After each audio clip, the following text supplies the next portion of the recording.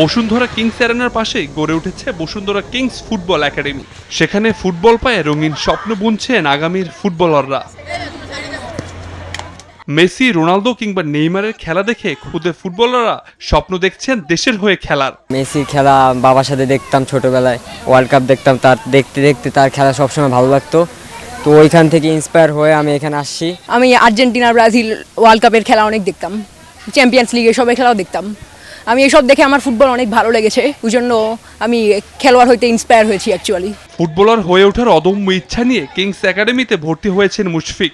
ভবিষ্যতে হামজাদের মতো গায়ে জড়াতে চান দেশের জার্সি। প্রতিটা ছেলের ইচ্ছে যে ন্যাশনাল টিমে খেলে তার দেশের জন্য কিছু করার, এই বড় বড় প্রিমিয়ার লিগ, ওয়ার্ল্ড কাপ খেলার। হামজা চৌধুরী, কিউবা মিচেল এবং কি আমাদের ন্যাশনাল টিমের শেখ মোরসালিন, ওদের রিপ্রেজেন্ট করে আমরা এই দেশকে আগায় নিয়ে যাব। দেশে কাগজ কলমে তো অনেক একাডেমি রয়েছে, তবে বসুন্ধরা কিংসের মতো পেশাদার সুযোগ সুবিধা আর কোনো একাডেমিতে নেই বলে জানান খুদে ফুটবলাররা। এই জায়গায় যে ট্রেডিংটা হয়, উন্নত মানের ট্রেডিং। এই জায়গায় আমার আব্বু আমার অনেক ক্লাব দেখাইছে, আর আমি প্রথম এই জায়গায় আসছি, আমার এই ক্লাবটা অনেক ভালো লাগছে। এখানে উন্নত মানের ট্রেনিং, যেটা মনে হয় না বাংলাদেশে আরও আছে বসুন্ধরা বাদে।